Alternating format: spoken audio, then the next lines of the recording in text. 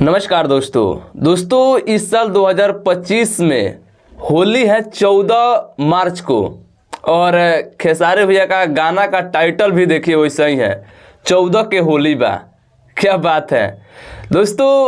Pammi record से खेसारी भैया का हारमोनिया गाना हिट होने के बाद एक बार फिर से पम्मी रिकॉर्ड्स के यूट्यूब चैनल से खेसारी भैया के शानदार बवाल जो भी कह लीजिए एक होली का सॉन्ग आ रहा है। उस गाने का टाइटल है, उस गाने का नाम है 14 के होली बा। गाने को कृष्णा बेदर्दी जी लिखे हैं और खेसारी भैया के साथ में खुशी कक्कर मिलकर के गाई है।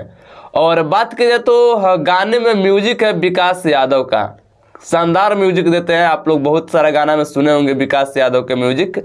खेसारी भैया का भी बहुत सारा गाना में म्यूजिक दे चुका है विकास यादव।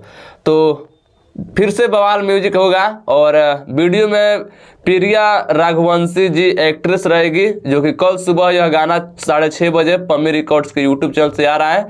तो तैयार रहेगा। हारमोनिया गाना खेसारी भैया का जिस चैनल से आया था वही उसी चैनल से ये भी गाना आ रहा है कल सुबह।